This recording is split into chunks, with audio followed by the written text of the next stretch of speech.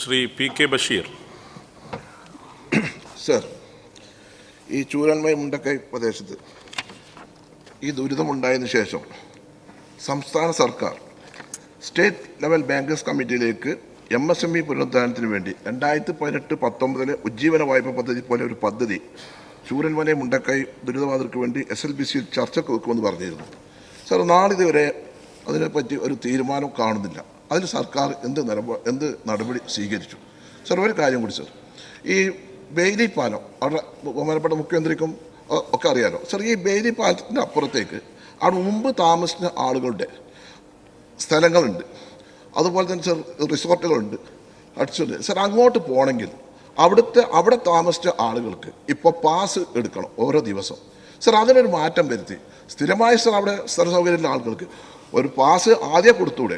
ഓരോ ദിവസം അങ്ങോട്ട് പോകുന്നതിന് ദിവസം പാസ് എടുക്കുന്ന ഒരു അവസ്ഥ അവിടെയുണ്ട്. അത് അങ്ങോട്ട് ശ്രദ്ധയിൽപ്പെട്ടിട്ടുണ്ട്. അതിനൊരു പരിഹാരം കണ്ടുപിടിക്കും. ബഹുമാനപ്പെട്ട മുഖ്യമന്ത്രി. സർ, ബഹുമാനപ്പെട്ട അംഗം ചൂണ്ടിക്കാണിച്ച കാര്യം എന്താണെന്നുള്ളത് പരിശോധിക്കാം. ആ കാര്യത്തിൽ ജനങ്ങൾക്ക് സുരക്ഷ ഉറപ്പുവരുത്തുന്ന നടപടികൾ ഒരു ഘടകം ഉണ്ട്. ഈ സുരക്ഷയ്ക്ക് അപകടം വരുന്ന സ്ഥലത്തേക്ക് പോകുന്നൊരു പ്രശ്നം വരുമ്പോൾ അതിനകത്ത് ചില ഇടപെടലുകൾ അധികൃതരുടെ ഭാഗത്ത് നിന്ന്